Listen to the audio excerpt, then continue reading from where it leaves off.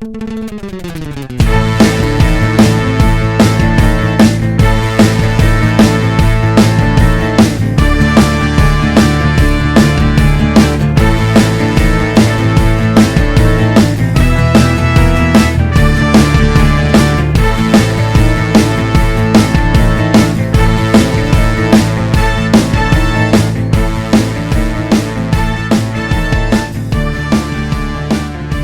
there, welcome to the latest installment of the Campus Comics Cast. This is episode 95, closing in on episode 100 pretty quick. And this is Dan Brown, and I'm joined this time by Scott Reed and Mike Atchison. And we are recording this episode remotely from our homes, many, many miles away from each other. Hopefully someday we can go back to recording in the store. Who knows? This may just be the way we do it from now on, too. Just so everybody can kind of participate. But the store is open, and we are located at 816 East Main Street, Suite B, in Carbondale, Illinois. And we are open Tuesday through Saturday, 11 to 5. If you want to call the store, the number is 618-457-6011.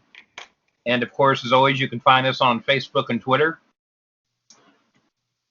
And I think we're just going to jump right in. We got a little bit of news today. We're recording this on Valentine's Day. And the new trailer for Zack Snyder's Justice League is dropped today. So it's not a teaser trailer like we got before, but more of like a full-length trailer for the new version of the movie that's coming out on HBO Max. So I think we're just going to kind of give our thoughts here on this new trailer that's dropped and see what everybody thinks. Who's going to go first? Well, I thought, I probably should have watched it again before we did this, but it does look like there's a sort of Batmobile, but it's almost like the Bat Tank from Dark Knight Returns in there, it looks like. So, again, we don't see a real good shot of that, but that is kind of what it looks like. We get a whole lot more of like the nightmare sequence stuff, yeah. In this trailer. And I just wonder if they're, I wonder if that's like all the clips of the additional clips for the nightmare sequence, or if we're going to get an extended, a lot more Nightmare World. I don't know what are they actually calling that? Well, it was Nightmare Batman. Yeah. With that version with the duster and the goggles and everything. Mm-hmm. So that's what I'm going to call it. Okay. All right. I just make sure I wasn't, way off on I don't know what the name for it would be. But, yeah, so, originally this was supposed to be 2 movies.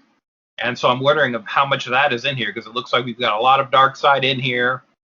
I wonder if maybe that's part of the reason for the length of the film, too, where they're splitting it up into 4 parts like a miniseries. Is this going to be what was supposed to be Zack Snyder's Justice League 1 and 2? Because there's a lot of new stuff in here. With there being 4 hours of material, it's definitely a possibility. Though I feel like it's not quite. It wouldn't quite be 2 DC cinematic films at 4 hours. I think you'd need, if it was more like 5 hours, I think we'd be talking about 2 DC cinematics. But at 4, I feel like it's just extended run of 1 movie. So, but who knows? Yeah. I mean, I'm glad to see there's that much new material. I wasn't a big fan of the original release, with Joss Whedon, jumping in and directing the movie or changing things up to, and it just looked like a mismatched movie. But after seeing, I have to say this trailer is what I've been looking for. It's just really, it's Whedon free.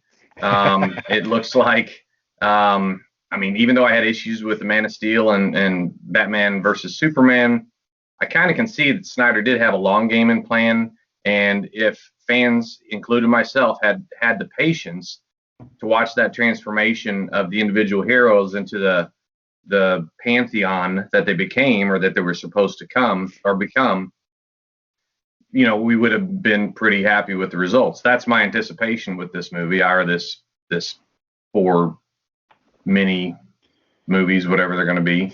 I think it looks pretty good. And I'll leave that last scene up to what you guys talk about first, but I was interested in that as well. Well, I have a feeling that the people who are fans of Man of Steel and Batman v Superman, this is going to be more what they want to see. But the problem is that there are so many people, who are quote unquote DC fans that despise those two movies and despise anything that Zack Snyder's associated with.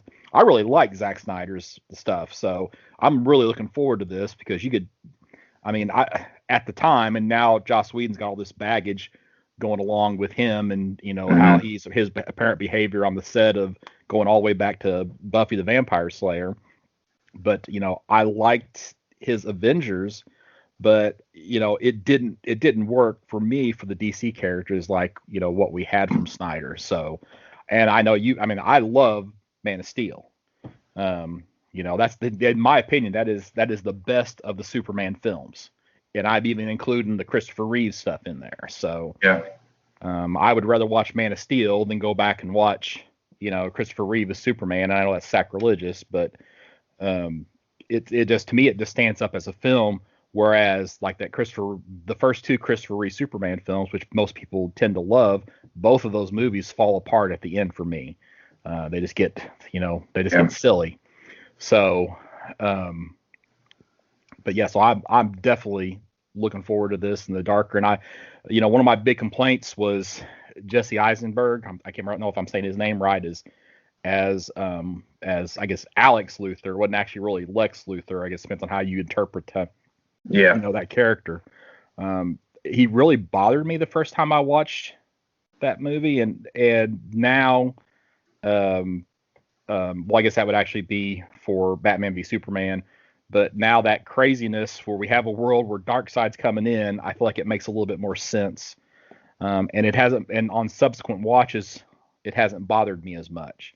So we even get a little bit of that voiceover here in this Snyder Justice League trailer from him. So, and it feels right to me. Yeah. So I feel like Scott, you represent, I think, a lot of non-DC truists will be more accepting of the Snyder Man of Steel movie. It's those of us that were like, wow, this is the whole snapping of General Zod's neck, and this just doesn't represent that hero to us. But like I said, if we had the benefit of foresight and knew that was going to be the first of many movies leading up to a second Justice League movie where you see this transformation in Superman, from that dark, gray, bitter, confused person into part of this, brighter, better world coming up. I think there would have been more tolerance of it. And that's the scene that everybody brings up, is that he snaps Zod's neck. That's not my Superman, because Superman never kills. And that's always the scene that they bring up. And my response is that, what? So he should have just let Zod, fry those people? No. I mean, I agree with you. No, but I would say there's another solution beyond just lethal force to that problem. I don't know what it would have been in that situation. If Zod is his physical he had him locked up, fly up in the air through the roof with him. All Zod had to do literally was turn his eyeballs a little bit, and it was done. I mean, and then the other complaint I hear is like, oh, well, it's just I can't remember what the term. The term that they use is like carnage porn or something like that, just like violence porn or whatever like that. It's like, well, Superman would have got him out of the city. It's like, if Superman leaves the city, that's where they want to be. They're not leaving the city because that's where they want to be at, So I didn't have as much a problem. Disaster porn. There we go. Yeah, and it's just like, and again, Snyder talked about that too, is just, kind of wanting to build the scale of the action and, what they were doing. My only problem with that kind of part of the movie is that conveniently everybody got out of there in time. And I don't think that would be the case, But again, I think you'd have a whole other set of complaints if Metropolis was full of people while that was going on. Well, but we saw the ramifications of that in Batman v Superman. Yeah. I had I had less issues with Man of Steel than I did with BVS. BVS had some, just some, cringe-worthy mistakes. But again, I think knowing if we'd have known then what we know now, it probably would be looked at a little bit differently. Yeah. And then ironically, when what we didn't like, what we thought we wanted with a Justice League movie, well, yeah, they gave it to us, and it just didn't fit. No. It just doesn't fit with this group of heroes or with this world. It doesn't, and that's the shame of it. I think Warner Brothers, being the big corporation, just got, they got fidgety and said, "Oh, change it up," just like they did with Suicide Squad. Yeah. Well, we're getting to this, and the Marvel movies have done this where they are starting to mock themselves. I don't know any other way to describe it other than, it's they're becoming less and less serious, and as they become less and less serious, and Thor Ragnarok is a good example of that. I know so many people who love that movie, and that's like one of my least favorite, Marvel movies, because there's no, it's nonsense. And it's like but Warner Brothers saw the success of those movies. It's like, oh well, let's make Justice League a little bit more lighthearted. Oh, let's bring in Joss Whedon. He did Avengers, and that's supposed to solve all the problems, and it doesn't. A more serious film is probably not going to be the big money maker, but I think it's just going to be a better movie.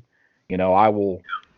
I'll rewatch those Snyder ones, and I guess I should clarify that when I talk about Batman v Superman, I'm not talking about the theatrical release of Batman v Superman. I always rewatch the extended version of Batman v Superman, where it's not quite as chopped up. It's like he's got a little bit more time to tell that story, I feel like, and I think that makes a big difference.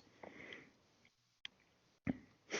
Were there any scenes in this trailer that really stuck out to you guys that you had comments on? We get a lot more of the black suit Superman in the trailer. That's one thing.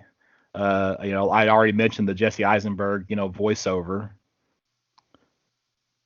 I liked. I know he's not your favorite actor or favorite character, but Flash. I'm assuming that's Iris Allen that he saves. I would think so. Yeah, I think so. I think she's probably Iris West at this point. Or Iris West, yeah, correct. Right, you're right. Look at you knocking me out on some DC trivia there. Yeah. I do like, they've got, all the same characters. It looks like, crud. And now I'm just blanking on his name. What's that? No. Your favorite character, Aquaman? No. I would remember Aquaman just out of spite. The Darkseid's, Steppenwolf. Steppenwolf. Why I cannot come up with Steppenwolf for some reason. Looks like we're going to get a little bit more Steppenwolf, so I think that character, his motives and stuff, should hopefully become a little bit clearer. Mm-hmm. 'Cause I can't. I mean, we're obviously not going to get a big fight scene with Darkseid in this cut, because that would. I guess I shouldn't say obviously, but that would mean I want to see his Omega beams work once. Yeah. Just that zigzaggy Kirby look. I mean, it also looks like we're getting Desaad and Granny Goodness in there. I mean, I guess I missed Granny Goodness. Yeah, there's sort of a quick 3-shot where they're walking up a ramp or something, and it cuts to Darkseid, and then it looks like to the left of him, I assume that's Desaad, and then to the right, I think that's supposed to be Granny Goodness. But again, it's not. She's kind of in shadow. There's not like a clear shot over there. Yeah, I got a freeze frame right here. I can see it. I don't know if they said that's who it is, but I mean that's my take on it. I can see Desaad. I don't feel like that's Granny Goodness, but that gray whitish hair. Maybe. Yeah, she's not as portly as what I would expect her to be, but I guess that's probably what it is. I would, it probably is Granny Goodness. I think this is the Zack Snyder version. Yeah, of the character, like everything else we're getting. I would put it more as like one of the female Furies or something. But you're probably right. It's probably Granny Goodness. Yeah, she's more of a first line deputy of Darkseid than one of the Furies or any other female Apocalypse character, I think. We were talking about Cyborg, and the one thing that really sticks out is that he still looks like he's wrapped in crinkly aluminum foil instead of that sleek metal. And I know they showed it transforming. I don't know if that was sort of at the end of the first Justice League movie or what, but I just don't like that look. And that's my biggest like fan pet peeve. I have not seen Cyborg, translated out of the comic books, and this includes animated, other than maybe Teen Titans Go, that I've actually really, really liked. And I think a lot of that gets tied back to, with New 52, where they try to make him like a pivotal part of the Justice League, as opposed to just kind of letting him be a Titan.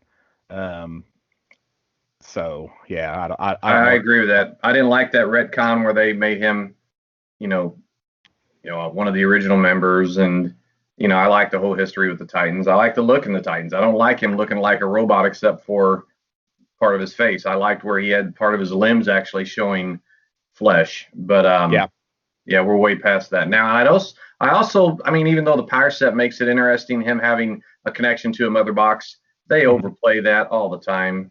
It's like he's a walking mother box now, and it makes him he's their less Deus Ex Machina, just some random power that can get him out of any situation. Right. I did like. One. What's that? That's what Superman's for. Right. One version I liked of him in recent years was in the Deceased series, and he was, but because they played him up as a weakness because he was infected with this virus, and so in the right, it's like any character, if in the right writer's hands, is going to be fine, but yeah. Well, should we talk about the big reveal at the end of the trailer? Or is there something else we need to say before that? I think that's it. Is there anything else anyone wanted to bring up? I think, so they released some photos before the trailer dropped showing Jared Leto's Joker is also in this cut of the film. So we've got him back now. And it does look like he's in the nightmare sequence part of it. So now it looks like he's in a straitjacket to me. Is that what it looks like to you? Well, I couldn't tell if it was that or almost like a bulletproof vest or something, maybe. Yeah, it could look like he has something around his neck, but I can't tell if that's just like the lighting, the lens flare that's on his neck, or if that's. It's not the clearest shot. No, even when you pause it, kind of go frame by frame, it's not real clear. But you talking about the SWAT jacket? A gun. Yeah, he's carrying a gun, isn't he? Yeah, he's got a SWAT jacket on with all the accoutrements with that. It's just the way he's got his arms crossed in front of him. It looks like they're bound in front of him. He's not really sitting very natural in that shot, I guess, is what's throwing me. But I think it's a gun in his lap. It does look like a more restrained version of the Joker than what we got in Suicide Squad. Yeah, he looks less gangsterish and more Heath Ledgerish. And I think that, to me, that makes sense, because if it literally is a nightmare world, it almost makes Joker look a little bit more sane. But I just think that I think Jared Leto's a pretty good actor. I've enjoyed him in several things, like Blade Runner 2049, and the Suicide Squad was not a good introduction to him, and No. I don't know. I like that version of Joker in that. I liked him in that. I know it's obviously not for everybody, but again, we have different interpretations of the character. I think they had a pretty long shadow there, because first you have Jack Nicholson, and then after that you've got Heath Ledger. You know what I mean? And I think they had to come up with something different. They had to differentiate the role, from the previous actors. Yeah. I don't fault Jared Leto as an actor. I think he played it up the way he intended, and it worked. But it's just not my preference. Joker's just one of those characters where it plays favorably for different interpretations. Yeah, it's going to be accepted by people. I really didn't. Yeah. So I wasn't aware there was an actual meme on what he said in this last scene. Oh, I haven't seen that, so. Well, I'll let Dan talk about it if he. No. Okay, so he says we live in a society, and that you hear that before the scene, before you even see him, and then he says where honor is a distant memory, and then he turns around and says, "Isn't that right, Batman?" But apparently, this "we live in a society" has got some sort of big. It's a big. I don't know if it's a political statement or if it's just something that's popular on memes. I'm not exactly a meme guy, but when I'm looking at all this stuff, I found an article where that was there was apparently some resonance with fans or with people in the wider internet that said, "Oh wow, this is a statement, man. This is awesome." So here I am. I'm the 54-year-old guy. You younger guys are supposed to be able to say, "Yeah, that's right. That is a big deal, Dan."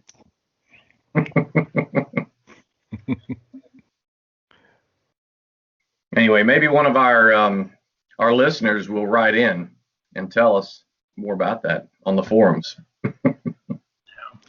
I think my issue is that I only ever watched the Suicide Squad once because I have, zero positive memories about that movie. I just think it was just such a negative experience for me in the theater. I mean, you could just felt them trying to, copy Guardians of the Galaxy with that movie, and it just fell flat on its face. And I probably need to sit down and watch that again and tune out the rest of it and pay much more attention to Jared Leto as the Joker, because he definitely, if there's a highlight to that movie, it's him. And like in the Nicholson portrayal of Batman was, it was good for the time. That's not the Batman that I want to see, now, or excuse me, not the Joker I want to see now. And the Heath Ledger version, I kind of feel like it's easy to play crazy that way. So I often feel like I get myself in trouble here, but I think his portrayal by Ledger was not like it's a big, Oscar award-winning performance, despite what a lot of people think. Sorry, I gotta go. So. No. I get that. That's I think almost always what happens when you have an actor pass away.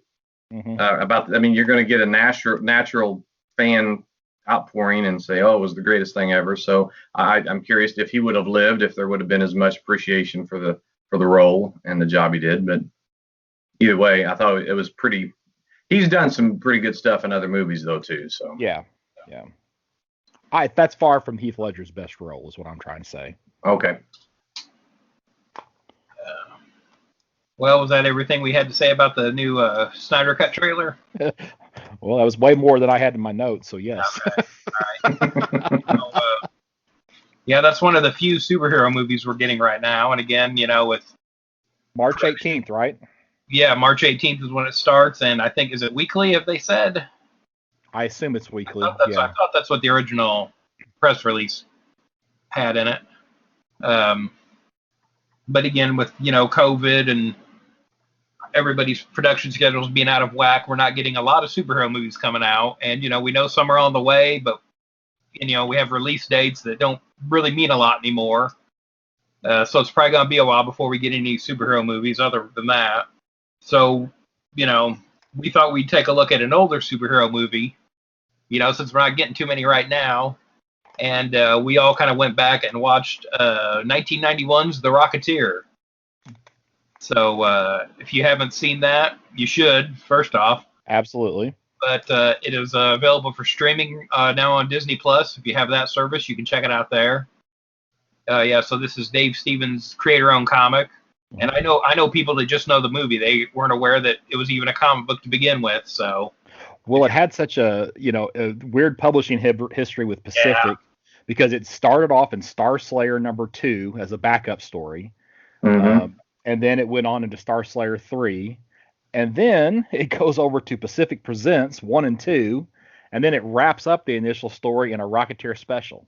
Yeah. So the publishing history for it is just all over the place. I mean, you had to really look for it to find it. Yeah, and there's not that much of it either. No. There's not a lot of Rocketeer stuff out there, so it's easy to kind of overlook it. It doesn't barrage you monthly on the stands like, the other superhero books that you get out of DC and Marvel. And of course, since Dave Stevens passed in 2008? Yeah. And again, and that's a shame too, because it's quality stuff. Oh my goodness. When you do, but he was his own worst enemy. I remember reading that he was such a perfectionist that he couldn't put out stuff, very frequently, just because he held himself to such a high standard. Well, I feel like that kind of shows though too in his work. I'll give him that. Yeah. And he is credited as a co-producer on the movie too. So. Yep. Watching it again for this, I was thinking like, man, this sticks really close. Yes. To the book, especially for the time. Now, younger listeners here may not realize this, but we comic accurate movies were not the thing until recently. Mm-hmm. You got a Punisher movie where he did not have the skull on him anywhere. You know what I mean? Yeah, and as an example, the writers and director were like, well, can we, the last scene, can you put paint the skull on his chest? No. Yeah. Can we do a close up of his knife and there's a skull emblem on the end of the knife? No. They just wanted nothing, to tie it into the comic. Right. And again, this is sort of coming in the wake, post Batman 89. And we have Bilson and DeMeo, I think, were the screenwriters for this, and they would do the Flash TV show too, right around the same time. And, we have Joe Johnston directing this, who would go on to direct Captain America, the First Avenger. And I got to think the Rocketeer is a big part of how he got that movie. You know what I mean? Oh, for sure. Similar, era of, superhero period piece. Period piece, yep. There's a lot of similarities to that movie here. I feel like it'd be a good double feature with the Rocketeer. To the point where I feel like, even the Alan Arkin PV character is very reminiscent of Erskine in Captain America, the First Avenger. Stanley Tucci even kind of looks like him a little bit, Characters look very similar. But yeah, I think the biggest deviation for me, in there is that, Betty becomes Jenny. Yeah. This. And do you think that there maybe were some issues for the movie with, I don't know, with Betty Page's estate or something, and that they just felt like that was too. She was still alive. Oh yeah, okay. Yeah, and by then, I know at some point Dave Stevens struck up a friendship with her, with the real Betty Page. So there's a few things going on there. I think. I believe the official reason given was they didn't want to have to worry about likeness rights and payments and stuff like that. Which, once you watch the movie, I don't feel like that holds a lot of water. You have actors playing Howard Hughes, Clark Gable, and W.C. Fields have cameos, and they're called out by name. I feel like Betty Page also had some mental health issues around the time. Yeah. So I think that might have played a factor. I think just her history and her, reputation, for lack of a better word. They probably didn't want that in a Disney movie. Yeah, I don't think Disney wanted to be associated with that. Point. I would just hope that, if we ever get a new Rocketeer reboot movie or something, I would hope they would be fine calling the character Betty at this point. You know what I mean? And Jennifer Connelly did not even, her appearance, she didn't have the bangs like the Betty Page. You easily could have made her look more like Betty Page. Oh, easily. Yes. And I got to think that was a conscious choice. Right. Oh, yeah, the other thing, too, Lothar, that character, that whole appearance is based on the actor Rondo Hatton. Yeah, I've seen that. Who suffered from acromegalia. And there is a companion souvenir magazine for this movie that came out around the time of its release. And there's an article in there that details how they made that actor look like Rondo Hatton. So the whole likeness rights thing, I just don't feel like holds up. Did that Lothar remind you of anyone else in a movie before? I didn't even know of this Rondo Hatton, although when I seen his picture, I thought, wow, that likeness. Yeah. The makeup was done really well. But who did that character and in his role, what he did in the movie, what did that remind you of? For me, it'd be Jaws from 007, from the Bond movie. Exactly. Yes. Well, yes. I could see that. I am familiar with Rondo Hatton though, so it reminded me of Rondo Hatton. But yeah, Mystery Science Theater fans will know him as the Brute Man from that movie. Oh, okay. There is a horror award every year called the Rondo Awards that you can vote in. I try to vote in it every year. The little statue is him. But yeah, again, just someone who died too young because of his physical condition. But again, just a really sort of intimidating screen presence that Dave Stevens obviously picked up on, like this character is in the comics. Mm-hmm. Too, and it's obviously based on Hatton, and that carried over to the film. I think more recent examples are, I believe that Andre the Giant had the same condition, and I can't think of his name right now. The wrestler, The Big Show, has sort of the same thing, but I believe they were able to I think he was able to have surgery, and so he's expected to have a longer lifespan, than some of the other guys that have had that. So. Well, some of the other characters or actors in this movie, I really like Alan Arkin. I think he really made. I don't know if you've ever seen the movie Little Miss Sunshine, where he played the grandpa. Yeah. It was sort of a what do you call it? I don't know, not a mainstream movie, but it got a lot of Oscars. Maybe it won an Oscar. I don't know, but I really liked him in that. And he's one of those actors. He gets into the role, and you almost forget all the different parts he plays because he just becomes that role. And another character, the guy that played Howard Hughes, Terry O'Quinn. Yeah, I've loved him, and now he's one I remember and recognize everywhere I see him because he was a favorite of mine as John Locke in Lost, and he's in several episodes of the X-Files. Mm-hmm. Prior to that, or was he in several? He's in at least one. That's where I remember him from. At first, was the X-Files, and he was in a movie called The Stepfather too. Okay, also, I don't remember. Yeah, it's a little. He played movie. Yeah. He played the mayor in my favorite movie of all time, Tombstone, and he was also in Young Guns. So I guess I don't know. I've liked him all along. He's a character actor who's been in tons and tons and tons of stuff. Yeah. He's really good. Yeah, this movie is a smorgasbord of character actors. Yes, it really is. Paul Sorvino. Because I wouldn't consider Timothy Dalton the character actor. Right. But yeah, John Polito in there. Eddie Jones, who would later play Jonathan Kent on Lois and Clark.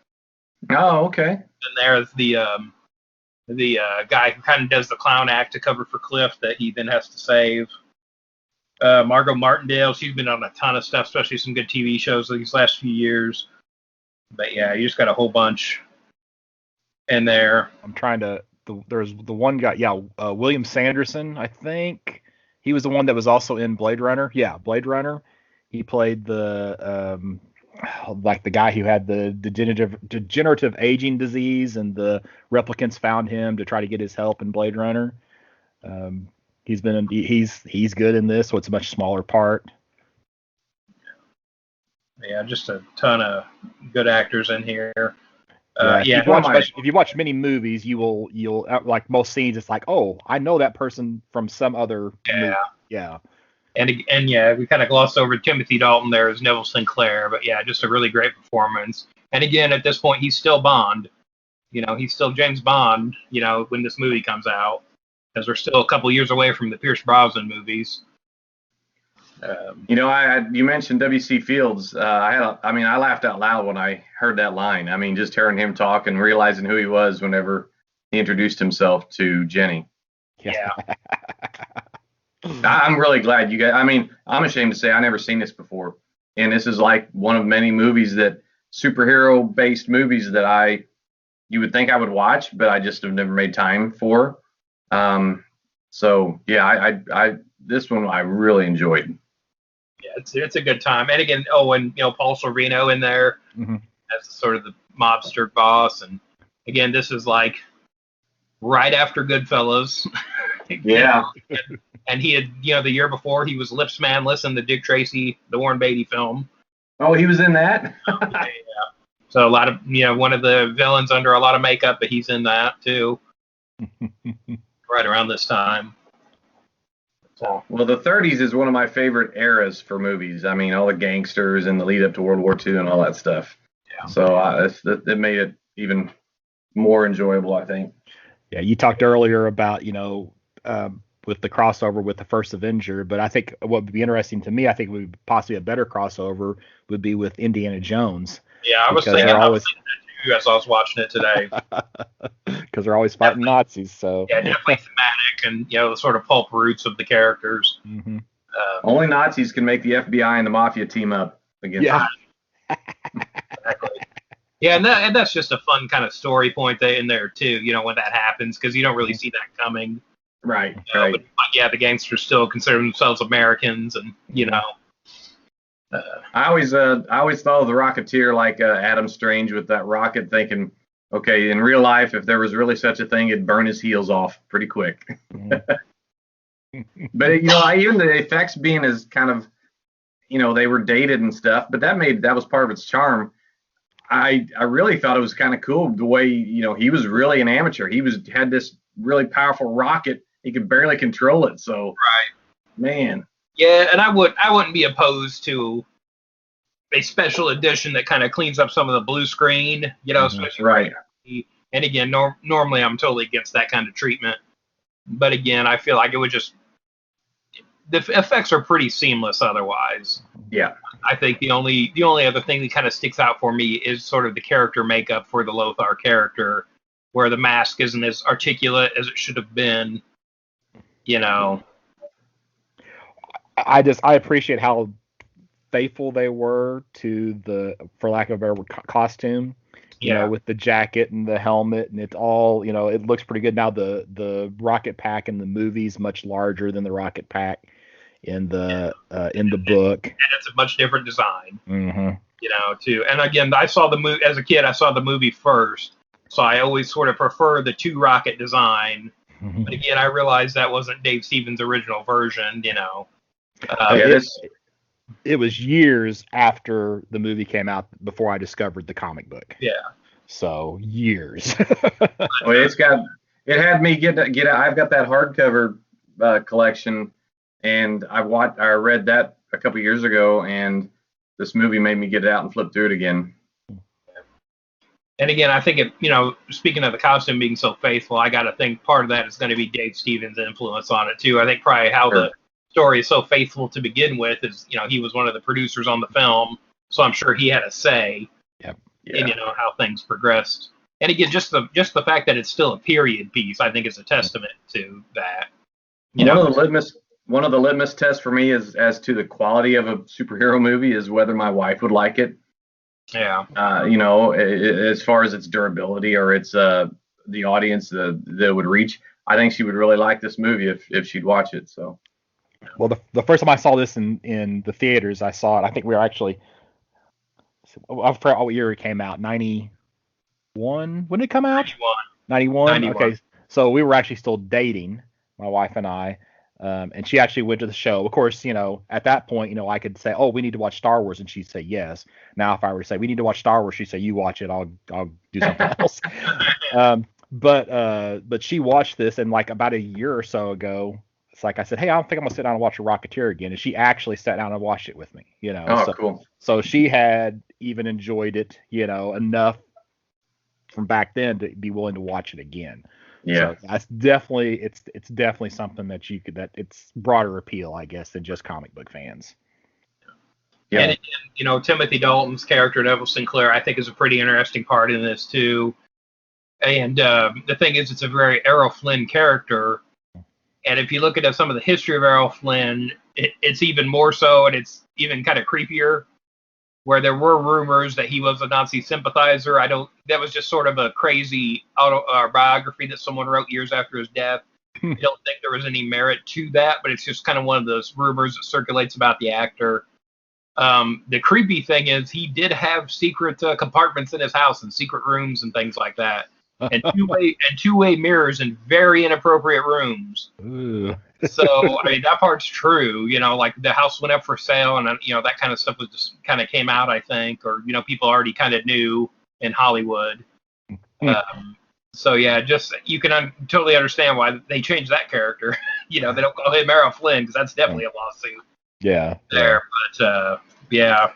The diner, I like how they were faithful to the representation of the diner, in the movie as compared to the comic, and Of course, now they did, Dave Stevens was a bit of a cheesecake artist. Yeah. They obviously toned that down Yeah. for the Disney film, so. Well, I mean, there's still a little bit of that with Jennifer Connelly, but yeah, not as much as had Dave Stevens directed this movie, there'd be a lot more. Yeah. Oh yeah, exactly. And Yeah. I mean, Jennifer Connelly just being Jennifer Connelly that's half the battle there to get to that. It's just they didn't exploit it. Yeah. And again, I feel like if they'd stuck closer to the sort of Betty version of the character, there, if they made this movie now, I would expect there to be more of that in there. Yeah. It's just sort of a wing. And that's one of the things they changed. Really, in the comics, she was more of a model, whereas here in the movie, she's more trying to be an actress. You don't have the blimp, in the comic. It was like another plane. But I think it works. I think it still works really, really well. Yeah, I feel like it just kind of raised stakes too, and I feel like it's good for the ending because it's not just another plane. Yeah. Because we've had several scenes with planes over the course of the movie. Was the name of his plane the same, Scott? The GB? I don't remember. It's been I meant to read this again before, and I don't remember. It's been a while since I've read the comics. So I'd have to flip through and try to find it. I didn't have a chance to go through it in detail, but yeah. But it's now after if you there's not tons and tons of Rocketeer stories out there, but one that is pretty good that's kind of recent is there's Mark Waid and Chris Samnee did a trade called Cargo of Doom that's really, really good. So if you're looking for something else to pick up, just to kind of, and I think they're really, really faithful to the characters. And I haven't seen this yet, and I really just didn't even realize it existed until I got on Disney Plus today, and punched in Rocketeer to rewatch it this afternoon. That there was a 22 episode Rocketeer animated series that is based on a young kid who is the next Rocketeer. So yeah, that's on Disney Plus as well. So that kind of surprised me. Okay, I had heard about that a long time ago. I thought that never got made. That's on there though? It is on there. A full season, 22 episodes. Yeah, is on Disney Plus. Wow. So, I had heard an announcement about that a long time ago, and I thought nothing ever happened. That is crazy. There was rumors about a reboot of Rocketeer, a couple of years ago, and I guess this is kind of what it was. Maybe I don't know if there was something else to it or not, but yeah, I haven't watched any of the episodes. Don't know if they're any good. I was surprised to see that many episodes. So I think it's from 2019 is what it had in the on here. Wow. Yeah. So I don't know. I probably at some point in the future I'll add that to my watch list, and when I just have got nothing else going on, I'll sit down and watch those, see at least the first few, and see if it's any good. I didn't even know that was a thing. That's weird.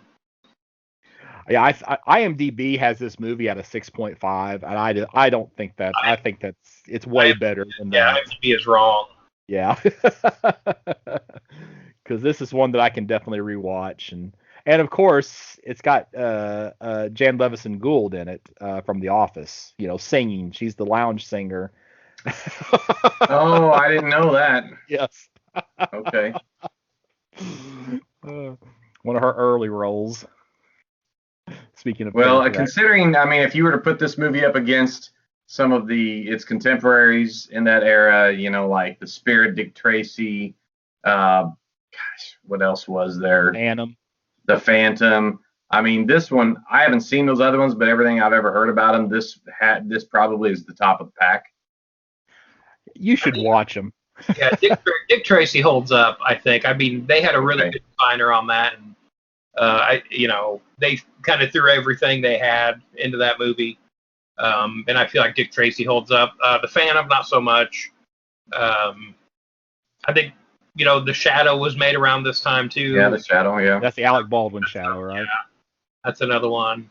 Again, I haven't watched that in a while, but I feel like that was a better one of these sort of. The Spirit was made much later, right? Yeah. It was post 300. Yeah, that was the Frank Miller one. Mm-hmm. Oh, okay, yeah, that's right. There was a Spirit TV pilot that I feel like was probably from around this time. Was there a Doc Savage movie ever around this time? Well, I think there was like one in the 70s, wasn't there? Yeah, I guess yeah, but I'm not. Yeah, I wouldn't be really contemporary with it, but I know this kind of had that feel too a little bit. I'm sure they tried to avoid it a little bit, but it was pulpy and yeah. I just I mean I'd love to review all those types of movies in the next year or so.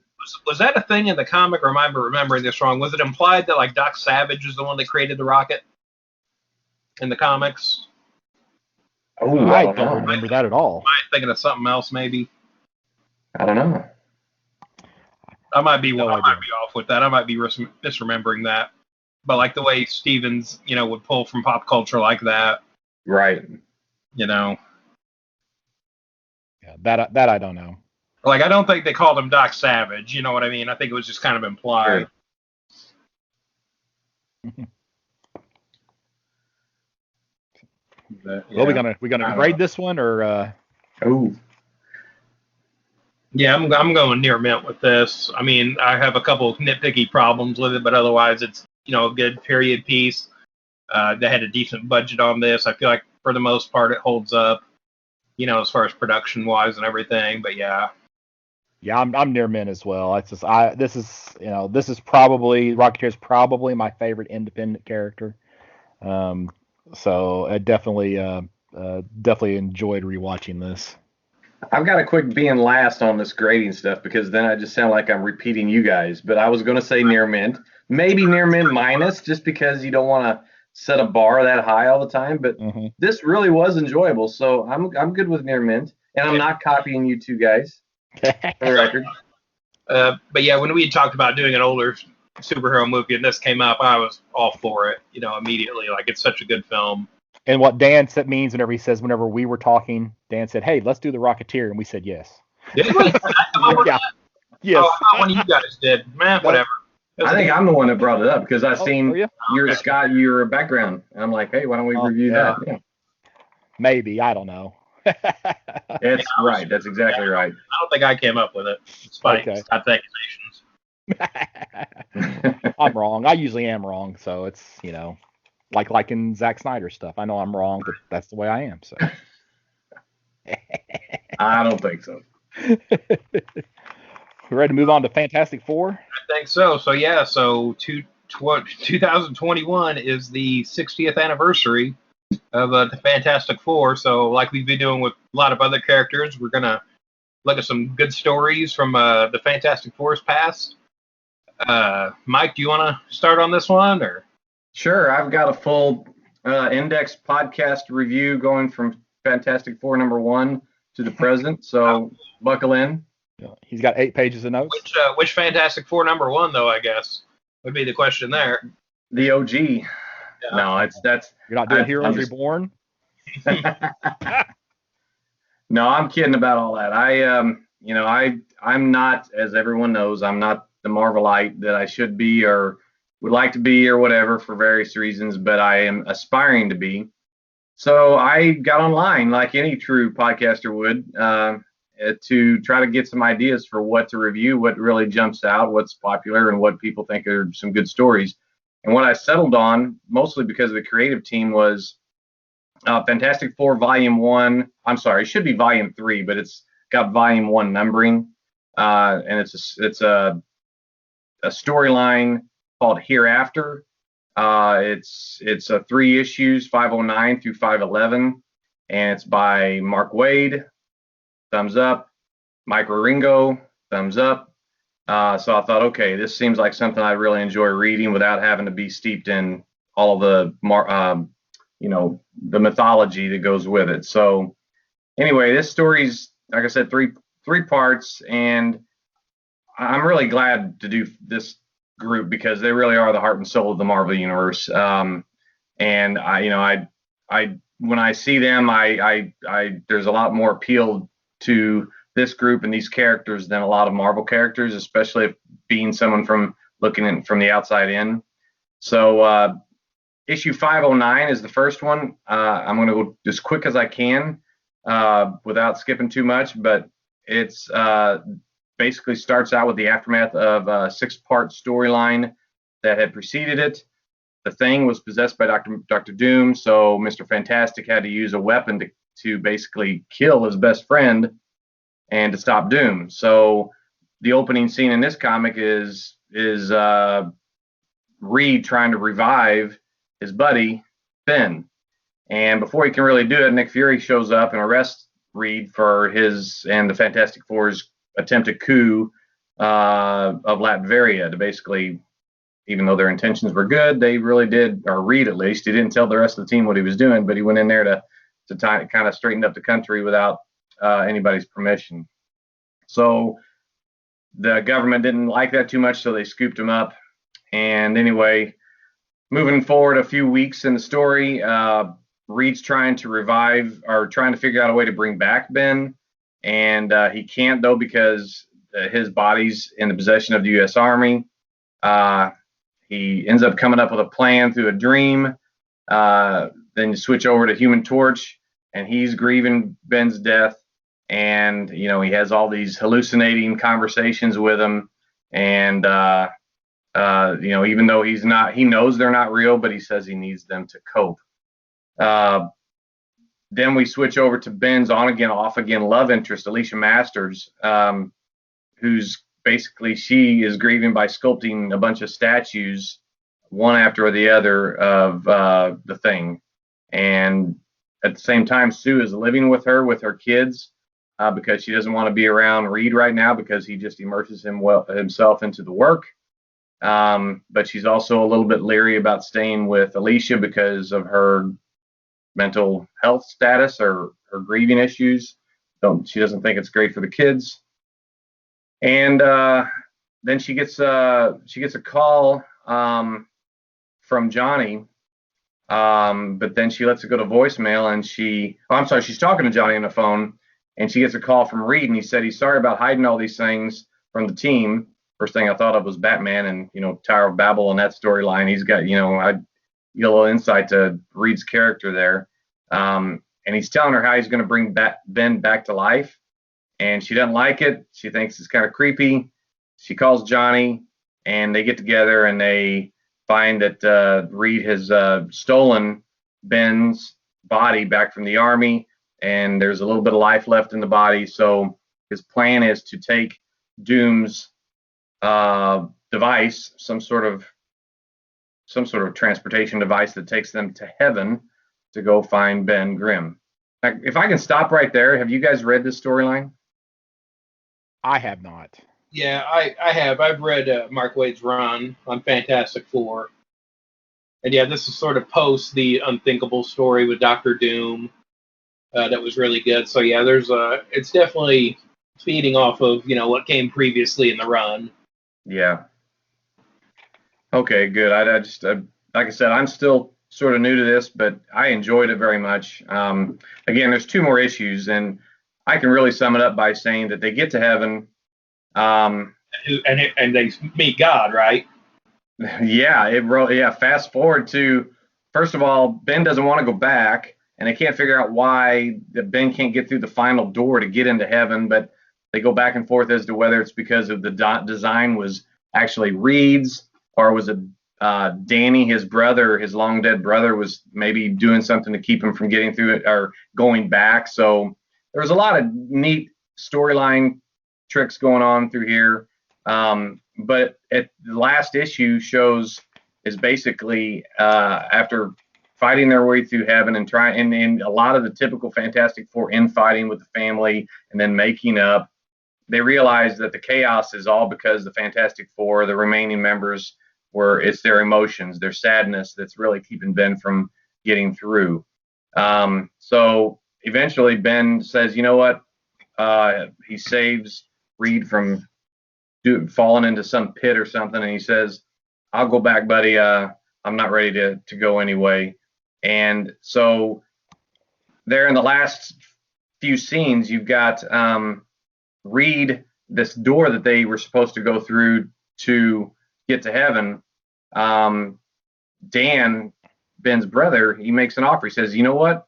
If I'll give you a chance to stay in heaven to be with Ben forever, But Reed declines because there's too many adventures out there. There's too many things to explore.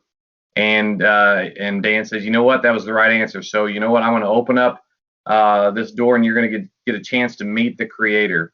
So like you said, Dan, they actually get to meet a man who appears to be Jack Kirby working at a drawing board. He invites the superheroes into his home, and he's basically God, but he's in the image of Kirby because he says that's what everybody kind of sees God as, who they would relate to as their creator. And of course, the Fantastic Four sees that as being Jack Kirby. And is he referred to as God? Is he referred to as the one above all in these stories? I seem to remember creator was the word that was mostly used. I read all this in a collection I got off Comixology. They definitely, it's not like Jack Kirby was God. It was just that they see the image of God as Jack Kirby. And so anyway, when he explains to them about the creation, how he's represented, and when they explain that, hey, you look like this guy Jack Kirby, he takes it as a great compliment. I thought that was a nice meta commentary. Johnny asks a bunch of his silly questions, and then Kirby goes, or God or whatever, he goes, hang on, I got to take a call, and it's obviously Stan Lee, his collaborator. Yeah, I thought that was a cool scene. They're confused about all these drawings that he's got on his board. He explains what he creates. That's how he creates things. He draws them. And then, the final scene reads like, I can't believe that the tool of creation is a pencil. And God explains that the greatest inventions were the most simple. And at this point, Reed had a big burn scar on his eye from the previous storyline, I think. I don't know if it had been there for a while, but I'm thinking it's from that previous storyline. God / Jack Kirby takes the eraser and erases the burn on Reed's face. And then God tells Ben he still has a lot of story left and begins redrawing him back as a thing, which, of course, Ben doesn't like that. And God says, hey, it's time for you to go. And by the way, that device you used to get up here, it's not going to work anymore. So, man, this was really good. I'm really happy to have read it. And it's just what anyone that knows about the Fantastic Four, it's what you would expect. And if you don't know about the Fantastic Four, it's a nice surprise of a good story. So it struck a chord with me. Wade was at his sentimental best. Waringo's clean art style is appealing to me, and I recommend it to anybody. Thank you very much. Yeah, that whole run is worth reading. It's, I think it's one of the top Fantastic Four runs. Again, I think it's also, just part of the tragedy of losing Waringo so young is that we don't get these reunion miniseries from them anymore or anything. You know what I mean? I would love to see follow-ups with them. Yeah, I was really sad to hear that he had died. I didn't know that. I was looking up his history, and he died of a condition that's like 1 in 100,000. Yeah, it's that aortic aneurysm or something that happened. So really sad. Oh, another just kind of quick thing for Waringo fans was a while back after he passed. Wade posted a Aquaman proposal that they had tried to get going a couple times, and Wade said, I'm not going to do this without him. So he kind of put that proposal online, and so you can kind of read, what could have been there. Oh wow! Had they ever done Aquaman like they wanted to? Well, I hope to see some more Wade with DC in the near future, since he doesn't have that Dan DiDio obstruction anymore. Yeah, who knows? Dan, you next, or am I going next? How about you go next? All right. Well, I'm going to talk about Fantastic Four issue 11. And this is the introduction of the Impossible Man to the Marvel universe. And of course, the Fantastic Four introduced so many concepts. To the Marvel universe. This is a series where we get Black Panther and then Humans and Doctor Doom, and the list just goes on and on and on and on and on. But fairly early in my comic book reading career, I picked up a copy of X-Men Annual 8. And this was it was an annual with the Impossible Man, and basically the Impossible Man comes to Earth and he's going on an intergalactic scavenger hunt. So he's stealing things like Nick Fury's eye patch and stuff like that for this scavenger hunt. But so this character though was introduced in Fantastic Four number 11, and it's actually the second story in the issue. So it's not even a full length comic story, but it's written by Stan Lee, art by Jack Kirby, and ink by Dick Ayers. And it's it has that early Silver Age sensibility to it, where Impossible Man just shows up one day on Earth and he's basically sees a bunch of bums. And he's like, "Hey, I'm hungry from traveling so far. Can I have some of your food?" And they're like, "If you want our food, you got to give us cash." And he's like, he doesn't understand the term cash, so he just goes to a bank, walks into the vault, and then just leaves with bags full of cash so he can go get some food because that's what he thinks he needs to do. So, of course, the Fantastic Four, being the protectors of New York, kind of get alerted to this. So they go about their fisticuffs. And they really can't hurt the Impossible Man because he can basically change shape, change form, do just about whatever he wants.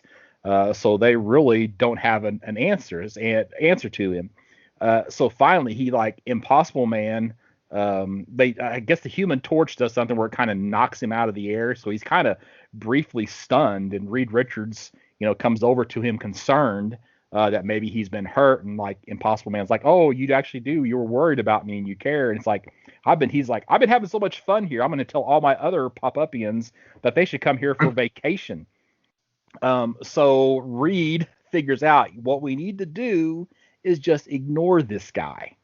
So for the rest of the issue, it's Impossible Man doing stuff, and everybody else is just ignoring him. So it's so they basically bore Impossible Man into leaving the planet. So it's obviously a very quirky character. He's not, he's not super well known, I think, even in the Marvel universe. I'm not even for sure when the last time he even appeared in a Marvel book was. And then he's also, the basis of the character is there, but some things have changed. So modern interpretations of the character. Whenever he shape changes, he can only be green and purple. In this issue, he's changed his color and so he can't do that in kind of the modern version of this character. But it's just a character that I just remember enjoying back in my earlier comic book reading days. And I thought, it's an issue that I actually have in my collection. Fantastic Four number 11. So it's a good book. It's a funny read. And it's just how, not everything was solved in these early issues with fists, so this time they ignored it and it went away. He reminds me of a combination of one of those Strange Adventures or Mystery in Space aliens with a sort of Mr. Mxyzptlk or something, with, he can do anything. Yeah. Well, there's a reason for the Mr. Mxyzptlk connection, I think. Too. Oh. Where there was a Superman story in the 90s that implied that Impossible Man is Mr. Mxyzptlk.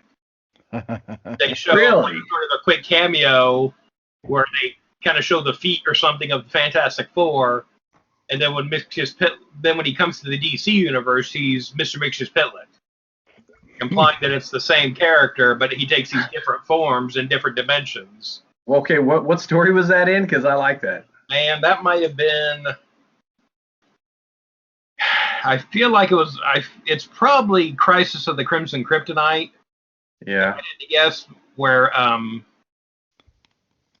Mxyzptlk tells Luthor he will be the equal of Superman with red kryptonite, and post-Crisis where there's only green kryptonite, Mxyzptlk makes red kryptonite, where Luthor thinks it will give him powers, but what it does is it strips Superman of his powers, thereby making Superman Luthor's equal, because they're both just men now.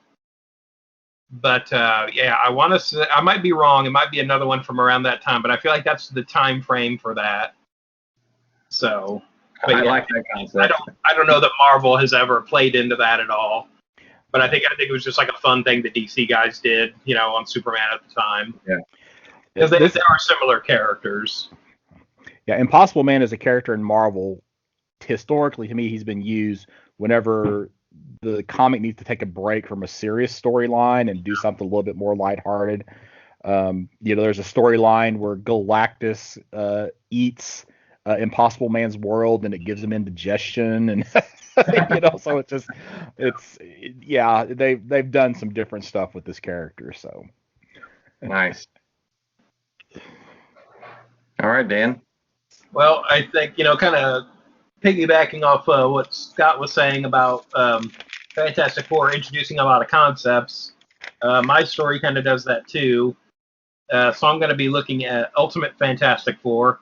And again, when we said we are going to do this, first thing I was like, oh, there's a Wade Waringo story I can do.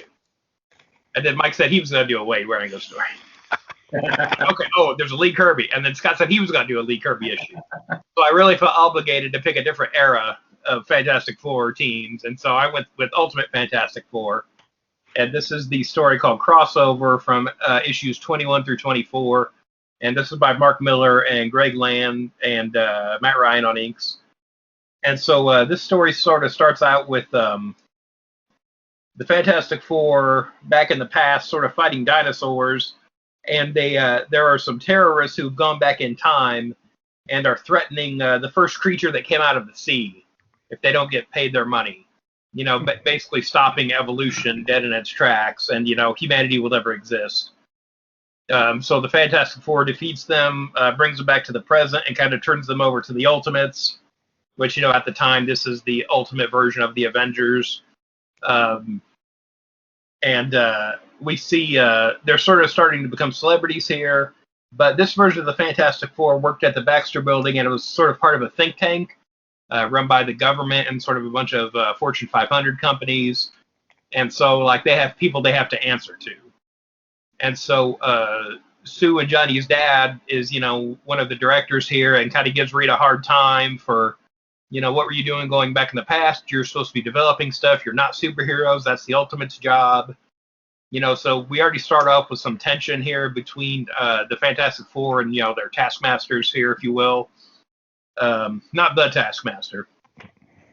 But we, learn over the course of the story that Reed has been communicating with another version of Reed Richards. And so this was kind of a thing at the time with the Ultimate Universe where everybody's asking, are they ever going to cross over with the, Marvel 616? Will we ever get that? And, Marvel's answer was always no, the Ultimate Universe is its own thing. We're not going to do that. But, it's Marvel, and eventually they did.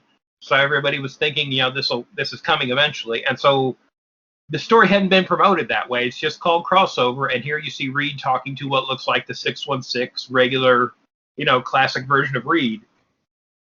So it's are they sneaking in, is this how they're going to do a crossover, just kind of sneak it in here? And so we learned that Ultimate Reed Richards has been talking to the sort of regular Reed Richards for a while, and the sort of classic Reed has told him how to construct this teleportation device, basically. And so then Reed goes to this other universe to meet, Reed Richards, sort of the classic version.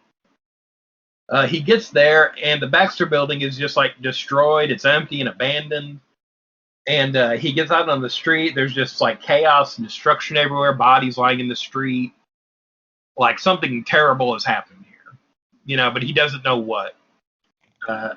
On the last page here, we see zombie versions of the Fantastic Four. So this is what would come to be known as the Marvel Zombies universe. And Reed has kind of been, Ultimate Reed Richards has sort of been tricked into coming to this world because they have sort of used up their food supply and are reaching out to other Earths to sort of infect now.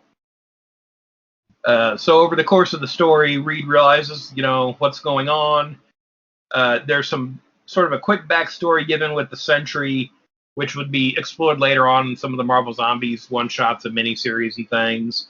But, learned that, this virus has spread to the superheroes, and they've kind of just destroyed the world in a couple days, basically. Ultimate Reed Richards comes across Magneto and a lot of survivors that they've got holed up in a train station underground. But yeah, the big thing here is, the introduction of the Marvel Zombies. And it's just, you get sort of a fun take on, like an evil Fantastic Four. Again, the ultimate version of the Fantastic Four follows Reed when he's gone for so long. And we have the Thing facing off with Zombie Hulk in the streets. And the thing is, Magneto's about to attack Hulk, and Thing's like, no, step aside. I always wondered if I could take this freak. And so we get a pretty quick Thing Hulk fight here, which they hadn't done in the Ultimate Universe. So yeah, just sort of a fun thing. And then at the end, they realize, hey, we can take the teleporter back, and we can escape this with the survivors. And at the end, Magneto, the zombie universe Magneto realizes he has to stay behind so that the zombies can't use the teleporter to go back to the Ultimate Universe. So at the end, Magneto sacrifices himself and destroys the machine. And really, kind of the only weak part of this story, I think, is the last page, where at the end we see Sue and Johnny's long-lost mom shows up. And so the last page is sort of a shock Sue storm. And now Greg Land is known for using photo reference. And again, that's something a lot of artists do. It's a tool. It's not stealing or, other misconceptions people have about it. The issue with Greg Land is he uses a lot of very mainstream references, photography references of models and things like that, like supermodels and things. So it's easy to kind of track down what he's used for references. And so I think he gets a worse reputation for that than he deserves. But this last page was obviously from some model, and I don't feel like it is as effective as it could have been. But again, that's my only real issue with this story is the last page of it. And the story is really good. I feel like it still holds up. Again, it was the introduction to the Marvel Zombies universe, which Marvel did a lot with for a while, and they recently did the other, Resurrection miniseries. And, Mark Miller's the kind of the creator of this. And, Robert Kirkman did a lot of the Marvel Zombies stuff there for a while with them. And, I remember Miller being interviewed at the time, like, how do you feel that they're taking the zombies and running with them like this? And he's just like, that's great. He's like, that's what Lee and Kirby did back in the day. They set up all this stuff that, evolved and continued in other series. He was just talking about he was happy that was happening with this. Again, it's like just sort of like a whole spin-off thing from the Ultimate Universe. And, especially now that it's gone, there's, less of that. But yeah, and again, it was a fun way to kind of tease a crossover that readers were wanting there for a while, and it was a good twist on that. And again, eventually Marvel kind of ran the zombies thing into the ground like they do with things that get popular. But again, the introduction here was a lot of fun. For quite a while there, I was getting all the Ultimate books. The quality was really good for a long time. And I feel like this story is definitely a standout of that Fantastic Four run. And you said this is issue 21, Dan? I think this is 21 through 24. It's just like a 4-part story. And again, it's a smaller story, especially for the Ultimate books, but it's really good, and it's a different kind of thing, and you just see them fighting, zombie versions of themselves and sort of the classic Marvel universe in there. So, and again, characters that hadn't, shown up in the Ultimate Universe necessarily either. And again, just seeing them kind of interact with classic Marvel, but this sort of dark, twisted version of it. Yeah. So, but yeah, and again, I feel like, since the Ultimate line ended, you don't hear a lot about it anymore. I mean, Ultimate Spider-Man, you do. That's mostly just because we have Miles Morales now in the regular universe, and, with the bigger media presence in movies and games with that character. But there's still a lot of good stuff in there that I feel like has kind of been forgotten over the years now. But yeah, that's it for me. Yeah, I just sent that issue, the 21, into CGC for grading, so waiting for that to get back. Good time. Yeah, a long wait. Well, we want to wrap this episode up talking about what we've been reading. You guys been reading anything good lately, or? I, for once, have been reading a ton of stuff, so I don't know if I should go first, go last, or what. So, that seems like reading a ton of stuff is your normal, Scott. I mean, you've been reading Captain America from front to back. Well, yeah, I mean, I've been continuing that, so it's like I think I'm back at 296 or something like that. I forgot to write down what the last issue that I read, so I'm about ready to hit issue 300, which I'm getting close. Yeah, there's some Red Skull stuff right around then, right? There's Red Skull stuff all over the place. Well, yeah, but yeah. Right around 300, I thought there was that longer story of Red Skull in there. And, like, there is. Nomad's right around then, too, right? Mm-hmm. Like, yeah, I was just on the issue where Jack Monroe comes back. So that was like, I'm in the 280s. You know what? I'm in the 280s. I'm at 283 is the issue that I'm actually, I think maybe I've just finished 282. You got some Madcap stuff coming up, too, I think, in there, isn't there? Yeah, pretty soon? Yeah, that'll be coming up real soon. I just spoiled myself because I was trying to find the issue number, and I just noticed that Sharon Carter is back on the cover of issue 283. It looks like, and well, she's supposed to have been dead at this point. Uh-oh. Yeah, so that spoiled myself. But it's been pretty good. Cap's being my favorite character. I'm probably a little bit biased to that. And then I caught up on I'm up to issue 24 on the current run of Captain America. I've been reading that as well. So that's the Ta-Nehisi Coates run.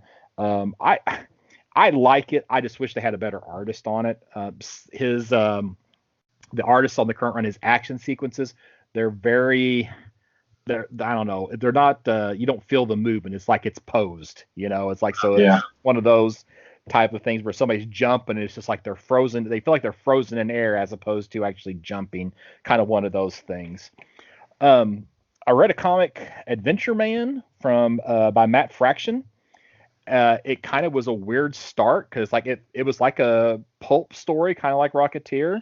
But then after a few pages, that was the story that the main characters of the book Adventure Man are reading. And then there are some ties back to they find out some things that maybe this group of adventurers actually may exist. And there are some ties to these stories. I only read the first issue, but with it being Matt Fraction, it was actually pretty good. Of course, we've been reading Strange Adventures. I am up to issue 8 on Strange Adventures, and I'm kind of getting a little iffy on this series because I did not like the turns that issue 7 and 8 take. There's a book called Alienated from Boom. I read the first issue of that. I don't really have anything to say about it. Wasn't that great, but to each their own. Bang #1, which is the Matt Kent book from Dark Horse.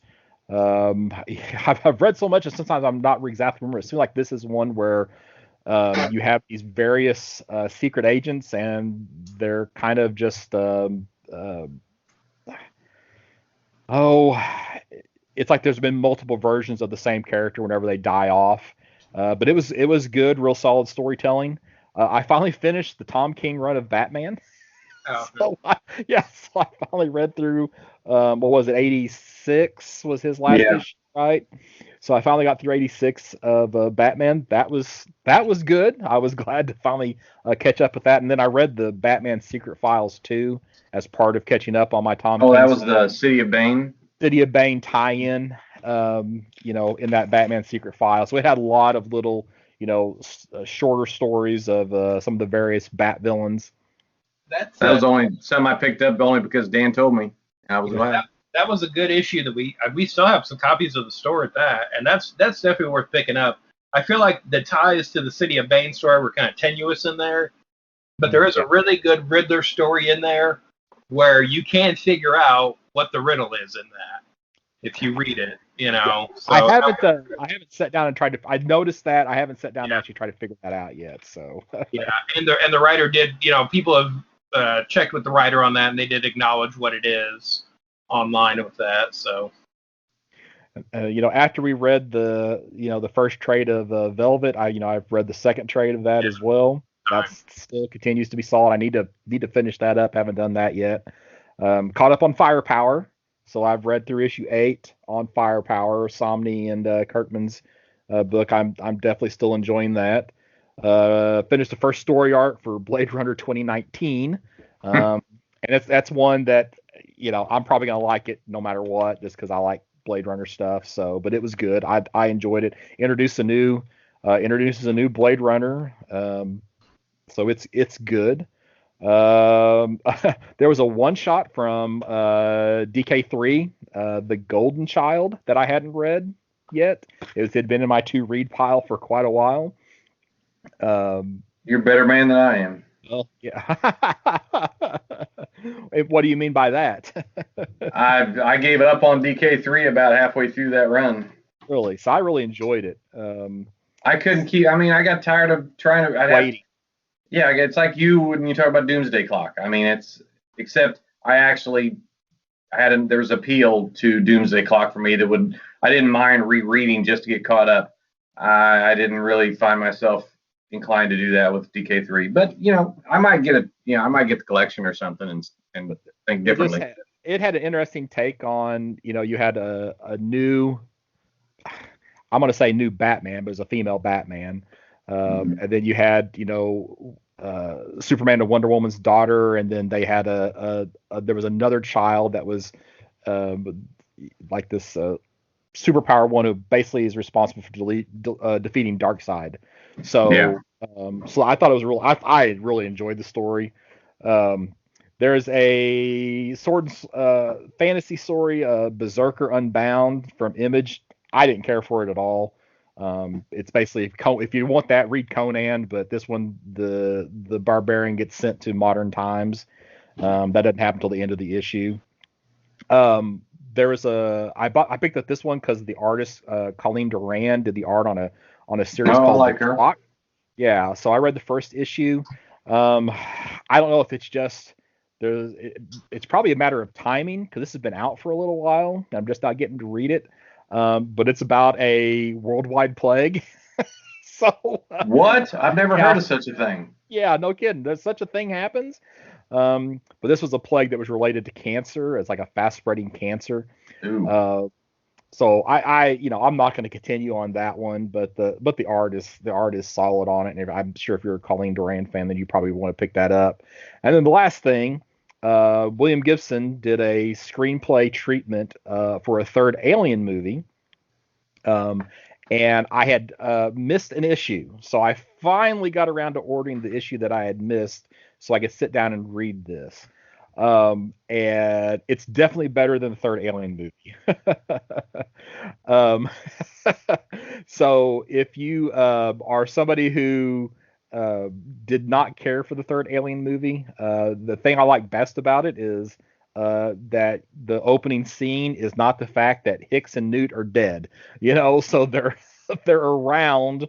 They're not major characters, and neither is Ripley in this story. But they are still alive at the start and through this particular issue. And in fact, it's actually Hicks who is kind of those three, kind of the important character out of those three for this particular story. So really good. I thought it was really good.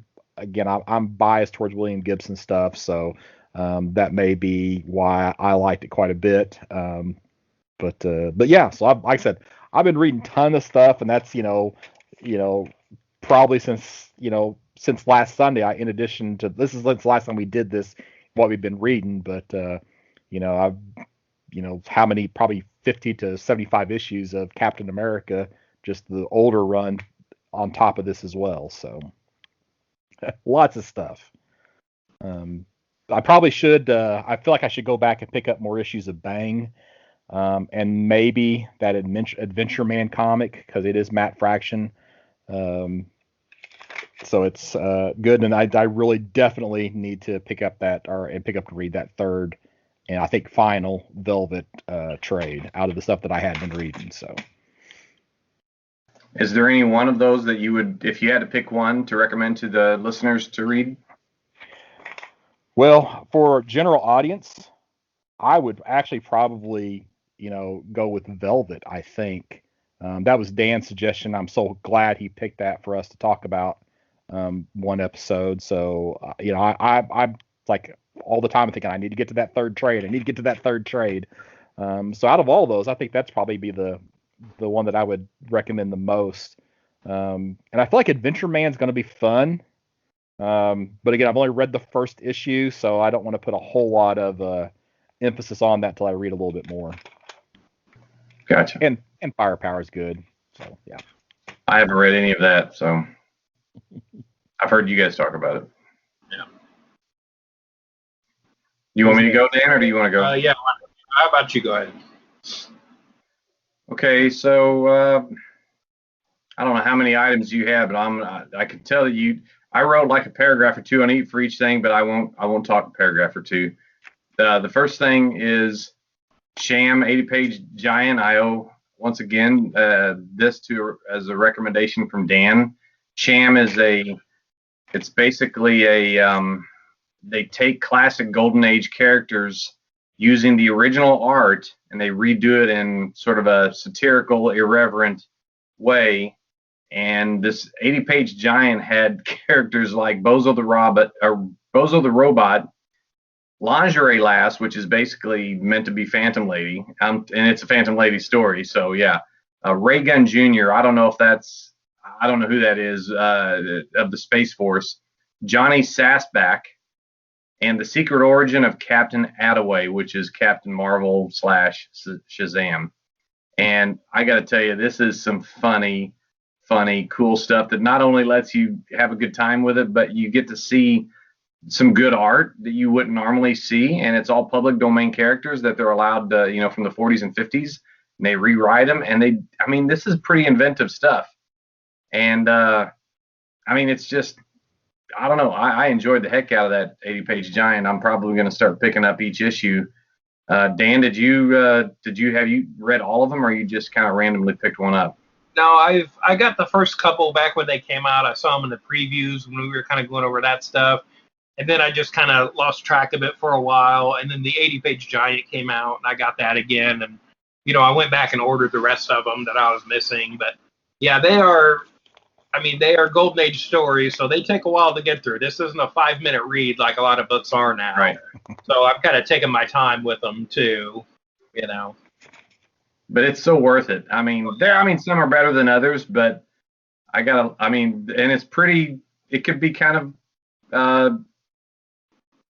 I don't know. I don't want to say vulgar. It's just kind of like, it can get pretty dicey. You wouldn't show this to your nephew or niece. Yeah, it can get a little risque in there sometimes. Yeah, right. So, all right, the next story or next series is Inkblot. Now, I only picked this up, because I seen it on our previews, and I thought, well, I need to put my money where my mouth is, and just, instead of talk about something, I'm going to actually buy it.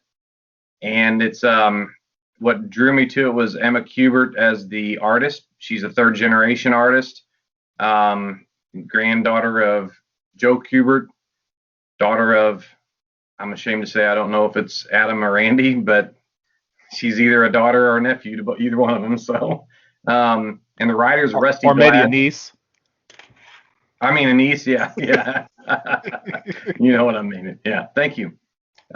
Anyway, so this is an ongoing series that follows this young sorceress. Well, she looks young, but she's actually hundreds of years old, and she's trying to correct her big mistake, which is somehow she created in a dream a magical cat that travels through time, space, reality, and this cat creates hijinks everywhere.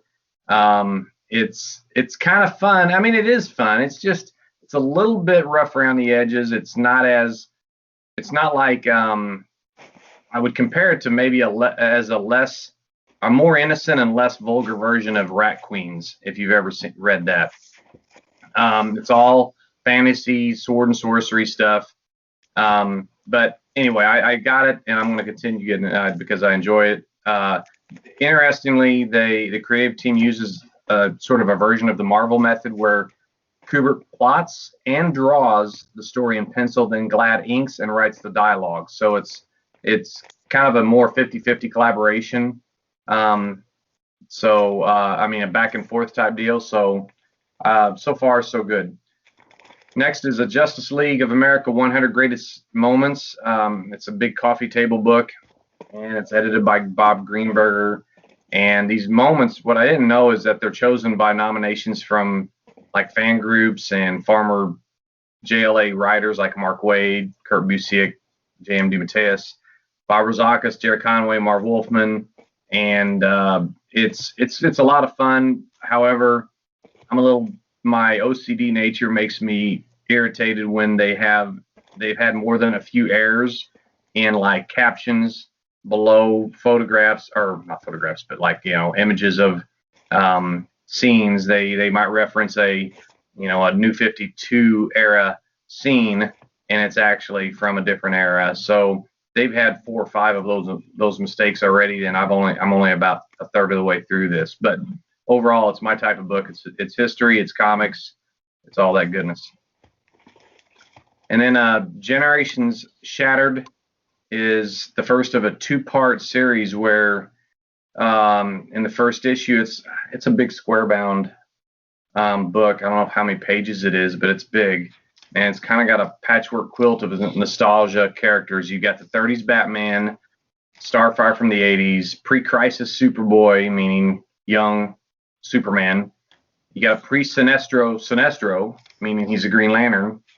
You got 90s Steel, Commandy, Booster Gold, and Dr. Light, not the bad guy Dr. Light, but Kamiyo Hoshi. And they're all, it's almost like a remake of Crisis in a way, but they're like dipping into stories that weren't told during Crisis. It's hard to describe, but it's very enjoyable. I would recommend it to anyone. So I'm going to skip over a couple other DC things I'm reading because I'm really DC centric, and I'm going to go straight to Department of Truth. This guy named Cole Turner has he's basically studied conspiracy theories all his life, but he's basically abducted and recruited by the Department of Truth, and each issue highlights a different conspiracy theory, from the JFK assassination to flat Earth and reptilian shapeshifters.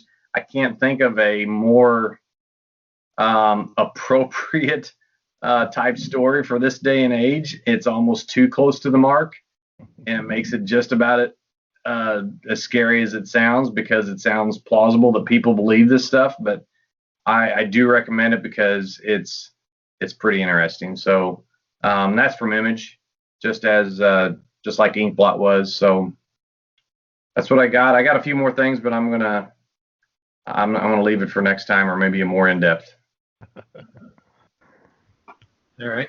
Yeah, and as far as what I've been reading, I'm a little concerned. I won't go too into detail here because I feel like what I've got to talk about is what I'm always talking about on the previews casts. I've been reading up Future State right now, all of that. I think it's kind of hits and misses in there, which is what I would figure. But, there's some good concepts in there, and it's like, I've been reading comics for 30 years. Give me some new stuff. I'm ready for some new takes on these characters and things. So, and again, as we've seen in some of the solicitations coming after this, some of this stuff is carrying over. What's your favorite Future State, Dan? Or what are the ones that are at least worth reading? Well, right. I'll say for sure, not my favorite is The Flash, because of the way they're continuing to head to Wally West. But yeah, again, I'm kind of liking the Batman stuff in there. And sort of like with Justice League, I like the idea of the next generation of heroes. What was supposed to be 5G come out of this. Again, Legacy has been such an important part of DC that I'm disappointed we're not getting this sort of next wave of heroes. That seemed like that was the plan there for a while. I grew up with Wally West, and it's just like you don't get to Wally West if Barry's around all the time. I don't feel like you can get to the next thing. You don't get Nightwing if Dick Grayson doesn't grow up and leads to Jason Todd and Tim Drake, and Tim Drake is my Robin that I grew up with. It's like I'm fine with sort of a shift here with this, but if I had my choice, it would have been Barry Allen that actually went away instead of Wally during Heroes in Crisis. I mean, it's just I was okay with him coming back for the sake of a story, but don't keep him back. I'm liking the Green Lantern book, even though they've kind of taken it's the thing of like all the power, something has happened, the power battery is destroyed, or none of the rings are powered now, so they're kind of having to learn how to be heroes without the rings. And I'm typically not a fan of that, where they just sort of take away the rings from the Green Lanterns, because that's kind of the whole deal. Mm-hmm. But again, I know this was only like a 2-issue thing. And so I think it's a decent story. Now, there's a good backup story with Guy Gardner on a planet, and he loses his power, and so he's kind of stranded on this planet. But he's there for years, for like 25 years, and he sort of brings peace to these two sort of warring tribes on the planet. And it's really just sort of not what you sort of an out of character Guy Gardner story where it's like he's forced to kind of step up and kind of be the mediator between these groups of people on this planet. And it's just sort of a fun, and he gets frustrated along the way with them and stuff like that, and they still won't really like interact with each other, but there's sort of this tenuous peace that he's been able to maintain. So it's just sort of a fun, different kind of story with Guy. Again, I'm liking the Batman stuff, but again, that's sort of what I'm all about, especially with DC. But yeah, and again, they're not all great, but there's good stuff in there, which is kind of what I expected. Again, still reading Firepower from Image, still kind of the first book I read when it comes out. I've been going back on Marvel Unlimited and reading Dan Slott's Amazing Spider-Man run. So I'm kind of reading that from the beginning. I'm a little ways into that now. This week we got the Radiant Black #1 came out from Image. That was a book I was looking forward to. When we talked about the previous episode, it's a good first issue here. It's a good start. I'm really interested to see where this goes. And again, I'm all for a superhero comic that doesn't have 80 years of baggage necessarily. I'm fine with some new concepts, seeing where that goes. Yeah, I'm behind on a lot of stuff though too. I got a lot of new stuff I haven't gotten to yet. That's kind of I don't know why. I know, right? Again, the Maestro books from Marvel have been really good. I'm liking most of the villain books they're doing. Some of them have starting to wrap up now, but like we still have the Taskmaster miniseries and Black Cat. Yeah, I was feeling pretty good. I'd made a dent in my to read pile here lately, and then I got in all my Future State stuff, and it's like, right. Finding the time, Yep. Yeah, my I don't know if we've ever talked about it, but the size of a to read pile, mine's about 14 inches tall right now. I don't know if that compares. But yeah, and Fantastic Four, Dan Slott's still been really good. I'm still enjoying that book.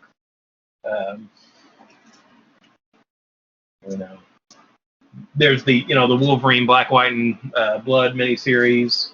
It's sort of their Batman Black and White version. Those have been really good. And again, there's the new Batman Black and White miniseries out now from DC. And again, those are usually pretty good. So definitely check those out. Yeah, I think that's about it. But yeah.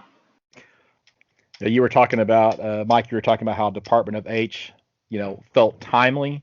It's Captain America. You mean Department of Truth? I'm sorry, yes. What did I say? Department of H. I think you meant Department H. Yeah. Okay. Oh, you mean like Dial H for Hero or something? Yeah, Department of Truth. Man, I don't know where that came from. Isn't that Alpha Flight or something? Maybe, I don't know. Department of Truth. You talked about it being, timely for what's going on. It's like I get the same feeling sometimes reading some of these older, Cap comics, though not quite as mature storytelling, but there are race issues, and there are, they're dealing with riots and all of these things, and you think, oh, this is just something we got to remember, this is not new. This has always been going on. Sure. Right. So the internet makes it so much more accessible is all. Mm-hmm. It was just so much slower to hear about it, back at this, back whenever these older Cap books were being, printed, than what we know about within seconds if you're, somebody who lives on Twitter. So, yeah. Yeah, I knew you had been reading it too. So, well, are we done for this episode? I think that's about it. Unless anyone else had anything to bring up this time. Yeah, nope. So we'll be back soon with some more fun stuff to talk about, and again, getting ever closer to episode 100. Mm-hmm. And again, the store is open Tuesday through Saturday, 11 to 5, and we are located at 816 East Main Street, Suite B in Carbondale, Illinois. If you want to give us a call, and again, if you don't want to come in, we'll do curbside or whatever to accommodate people. That's fine. And our number is 618-457-6011. And as always, you can find us on Facebook and Twitter. And Scott, where can people find you if they need to reach out? Well, first, apologies to everybody who had trouble with episode 94. I had a file name error in my upload, so it didn't. I posted that it was available, and I got a message saying, "Hey, I can't listen to the last episode," and that was my fault. So once I knew about it, I got it corrected. But for some of you, episodes 94 and 95 are going to feel like they are just stacked back to back on top of each other. So apologies for that. And in spite of my error, we would appreciate it if you enjoyed this episode to, pop us a review on whatever platform you are listening to, whether it be iTunes or now YouTube, because they got rid of the Play Music app. So, or on Amazon or whatever. Again, whatever your platform of choice is, it'd be great if you'd leave us a 5-star review. You can find me at burgcomics.com, BURG comics.com, and it has links to all of my Instagram, Facebook, eBay store pages. And Mike, what about you? I'm at the ever popular Mike Atchison 5 on Twitter.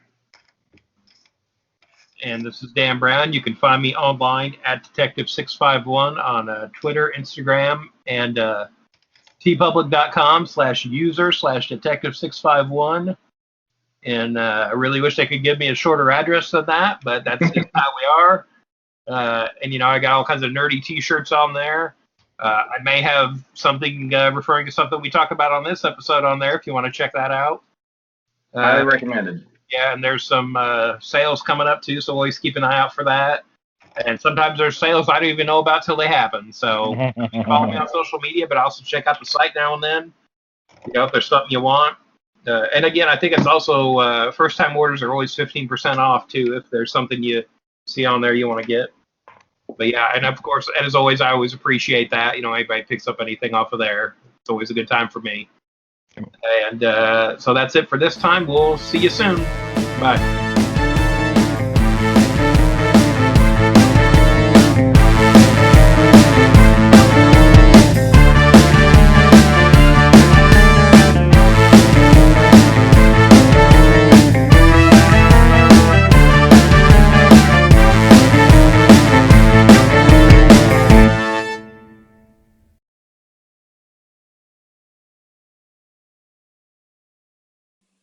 I'm gonna let that record for just a second, in case we say something clever, because we kind of started recording and it went straight into it. So yeah, I had somebody actually message me today. Say, hey, I was trying to listen to the last episode and had trouble. So really? I should have texted you. I forgot. I noticed it. I haven't listened to the last few. Just I haven't had the time or whatever. I don't go on as many walks because of the weather. But normally I listen to at least a little bit of it. But that first one that one you're talking about, I should have texted and said it wasn't working. It was probably like 3 days before I noticed it. Though. Yeah, and what's bad is that was a previous episode too. So so anyway, but anyway, it's up now and it's working now. The problem is like I switched.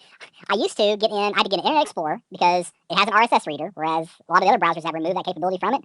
So, and I'd go in and I'd click on the link. So I found this website where I could subscribe to RSS feeds. So I subscribed and refreshed, and it showed up that there was a new episode in the feed. So I was like, great, everything's fine, and didn't bother to push play because I don't know why. So if I would have just pushed play, now I know I've learned my lesson. So I'll push play from now on, make sure it actually plays. Well, Scott, your pay has been cut in half. Yeah, I know. Right? Okay, thank you. Appreciate that. And Dan, I didn't know if you were hot or if you were farting in the room because you kept opening that door. It's hot in here. Let's go outside for a second. I'll take care of that. I will be here in a minute.